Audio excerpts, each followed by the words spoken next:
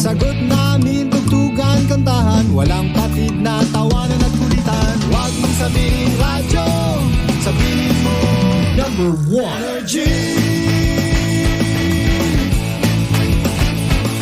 Ito ang number 1, 06.7 Energy FM. Sa bayong pisina, kotse, taxi at jeep. What? Tricycle, FX, bus na masigip. O kaya? Palengke, internet, plaza, karinderya. Energy FM, nagbibigay sa'yo. Huwag mong sabihin radyo, sabihin mo number 1 Energy. Pangga, energy kaibigan mo. Pangga, energy ang numero 1. Agad kumano na at isigaw mo. Same, pero iba. Huwag mong sabihin radyo, sabihin mo energy. Naka-energy na ba ang lahat? Lagi-lagi. Ang pinakamakulit na girlfriend mo sa balat ng radyo. Isang magandang morning sa inyong lahat. Ako pa rin po nag-iisang girlfriend mo sa radio. My name is Lindsay. Makulit pero may puso, handang makinig sa mga kwento mo. Alam mo, feeling ko kailangan mo na siyang iwan kasi it doesn't make sense. Ang kwento sa lihim ng liham.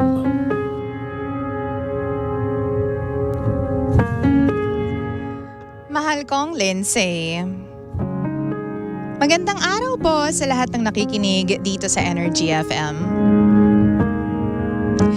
Gusto ko lang pong malaman ninyo, nakaka-birthday ko lang po. Pero hindi po tulad ng ibang mga nagdidiwang ng kanilang mga kaarawan. Hindi po ako mapalagay. At para bang imbes na matuwa, ay nalulungkot po ako. Parang naapektuhan po yung peace of mind ko kahit pa birthday ko ngayon. Ang pinagmulan po niyan ay nung nag-wish po ako. Diba kapag kakanta ng happy birthday, tapos lalabas yung cake. Tapos kapag ibablow mo na yung candle, you'll make a wish. Pero narinig ko kasi yung tatay ko. Habang nagwi-wish ako, ang sabi niya, sana tumanda kang dalaga.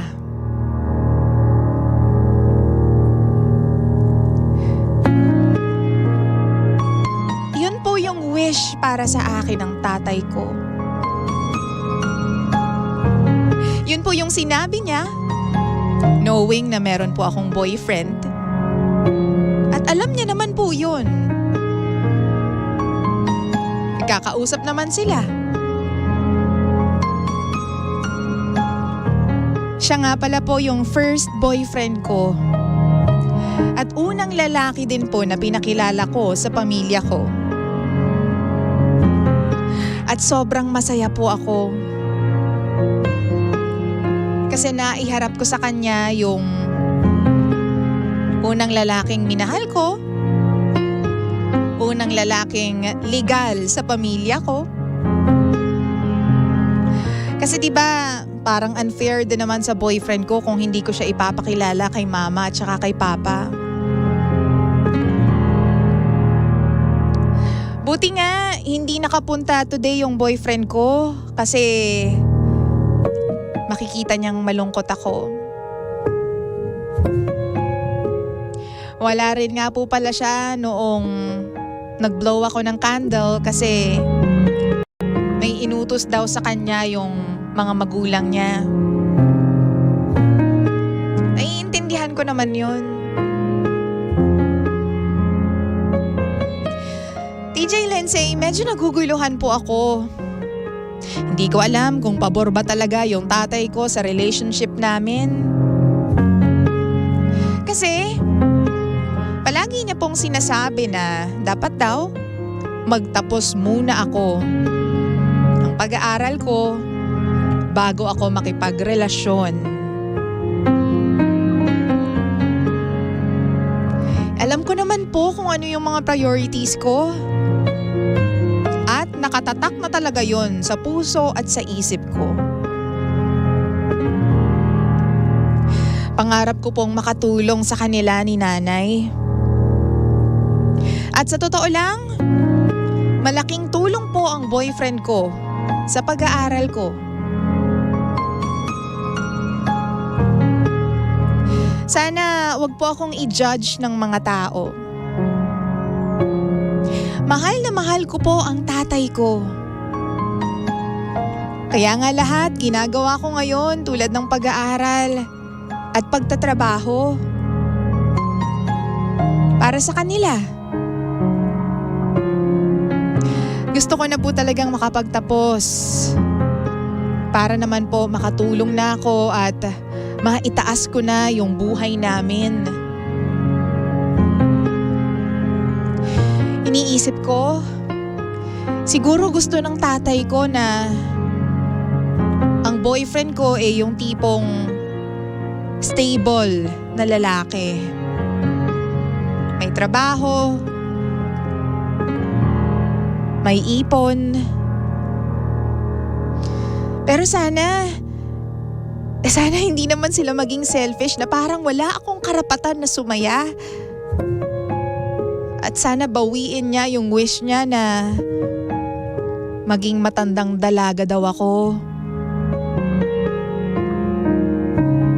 Sakit-sakit po kasing marinig yon mula sa magulang.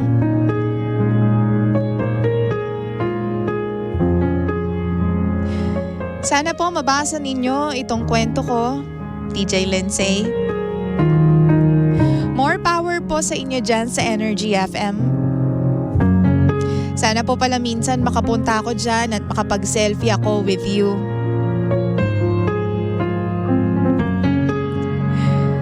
Ako po si Connie.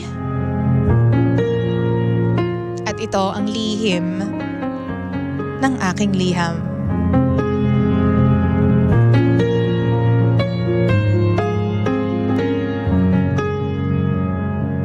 Lihim ng liham.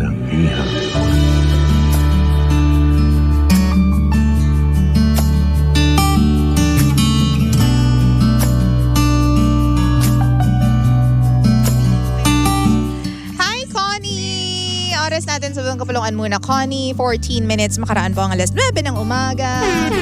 Wala na yung 500 pesos ni Kuya Rosel John Gonzalez. Sorry. Sayang naman.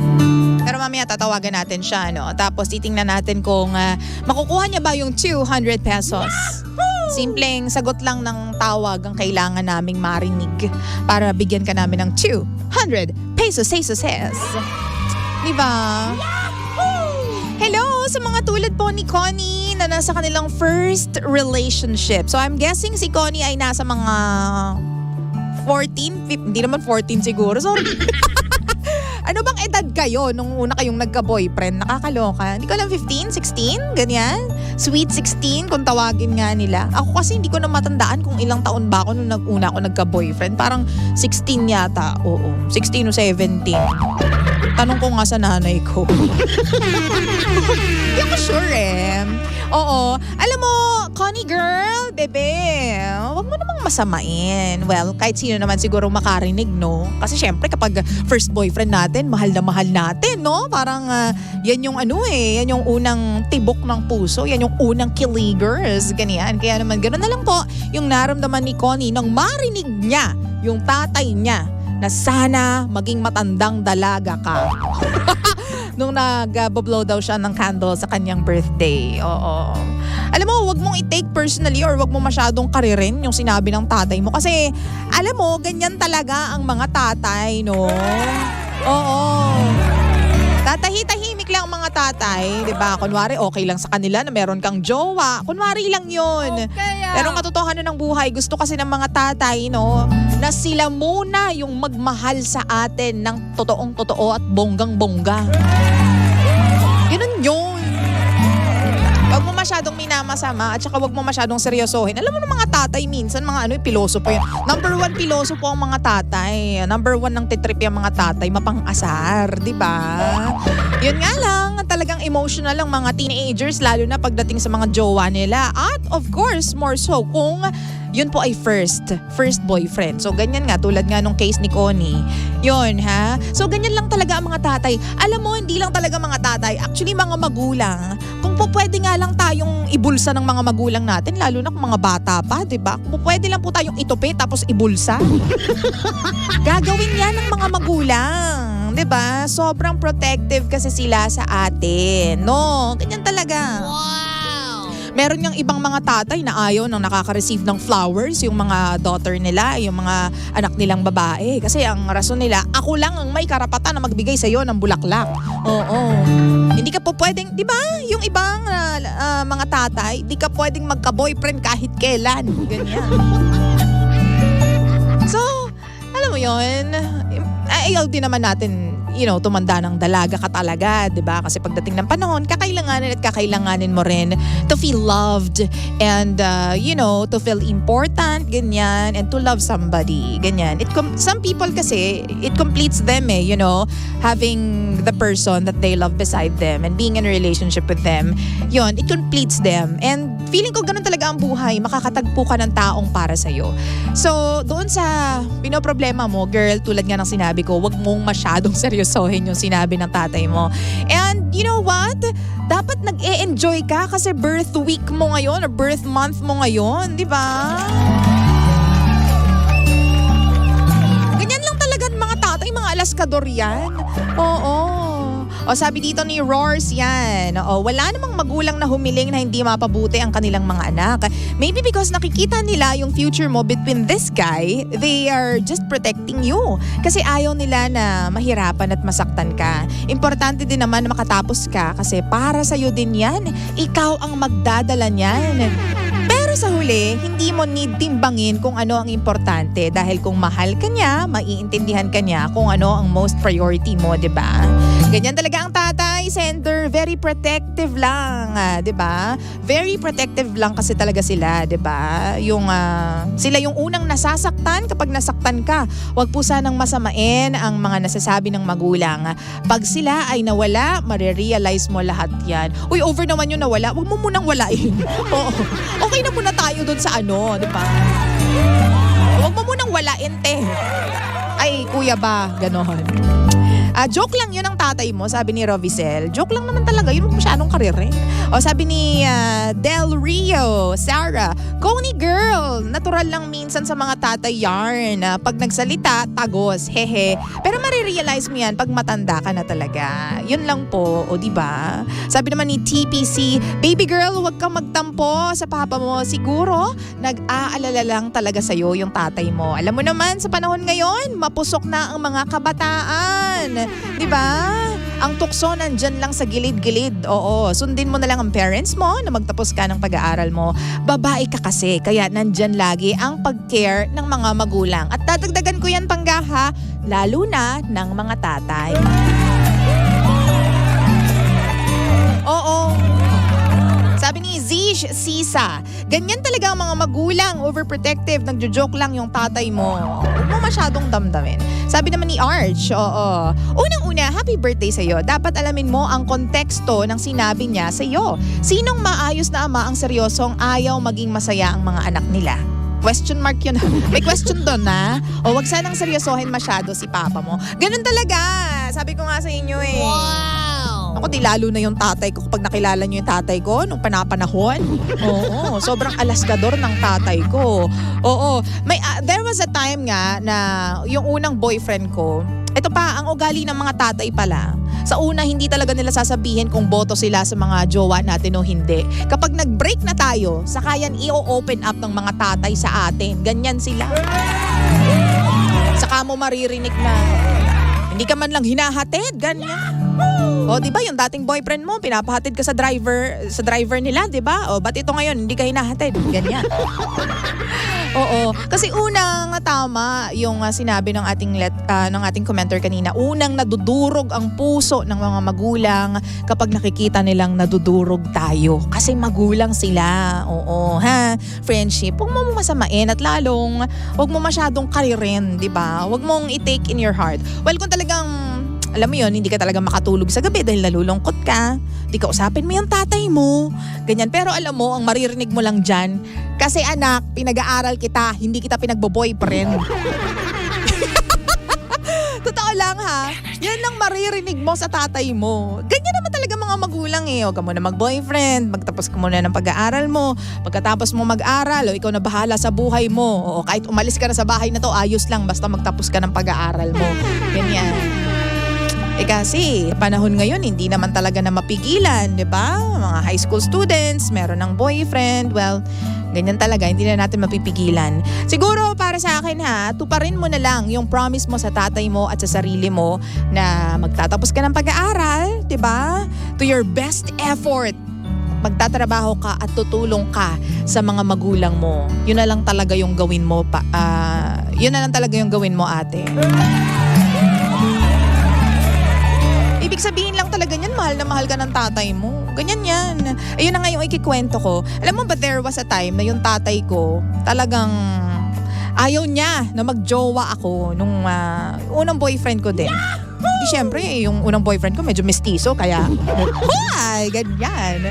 Tapos, sabi, bakit nag-boyfriend ka na agad? Sabi ko, paniligawan ako eh. Sabi ko, gano'n. Kaya sinagot ko, anong gagawin ko doon? Pwede mo namang hindi sagutin na, sabi gano'n ng tatay ko. Wala na, sinagot ko na. Ano pa magagawa natin? Pero in fairness naman doon, oo. So, at saka yung mga tatay, nagkukumpara yan ha, oo, ng mga nagiging boyfriend ng mga anak nila. Kung sino yung the best among the rest, oo.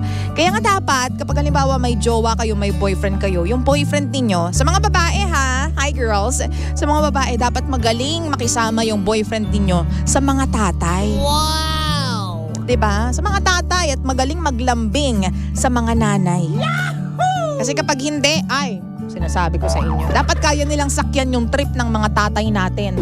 Oo. Promise. O sabi dito, Roars, okay lang yan, di ba? Pasasaan pa at maiintindihan ka rin. Pa-shoutout naman po dito sa Hong Kong. Turning 4 months na po ako bilang OFW. Thank you so much. Hello po sa mga nakikinig sa atin dyan sa ibang bansa.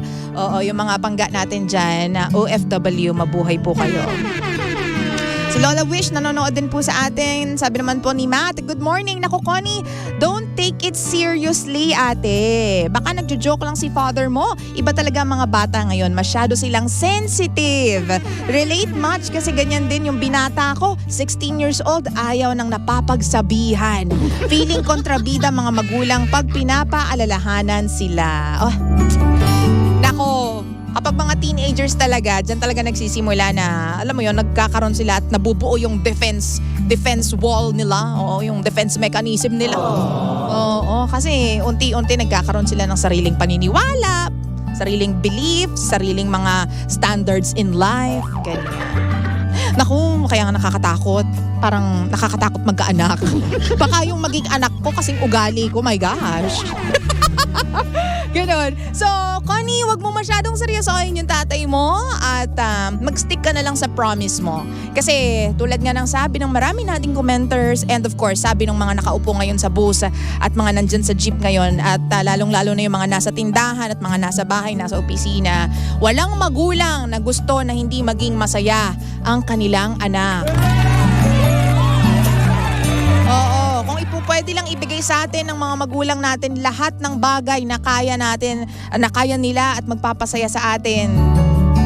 Talagang gagawin nila yan para lang makita tayong nasa maayos na posisyon sa buhay. Wow! Diba? Ganun yun. Huwag ka muna mag-conclude. Oo. At huwag ka mag-overthink dyan. Oo. Maganda yung mag-usap kayo ng mga magulang mo. At saka huwag mong tanggalin yung closeness ninyo sa mga magulang ninyo, guys, ha. Oo. Lalong-lalo na kapag meron kayong boyfriend. Kasi ang mga magulang sila yung mag-guide sa inyo. Anong kailangan ninyong gawin, ganyan. Dapat ninyong maramdaman. Kasi tulad nga ng sinasabi ng iba, napuntahan na ng mga magulang mo yan, nadaanan na yan, iba lang yung henerasyon, pero same attitude naman yan ng mga tao. Kaya kayang-kaya yan. Maging close kayo sa mga magulang ninyo, lalo na kung meron na kayong mga karelasyon. Okay. 9:26 na po ng nagmamagandang morning. Siyempre naman, Pangga, giving you something from George Benson. This one is called Nothing's Gonna Change My Love for You. Ay, gusto ko yung version ni Justin Bieber nito. Have you heard it? Version niya ng Nothing's Gonna Change My Love for You. Enjoy, Pangga! If I had to live my life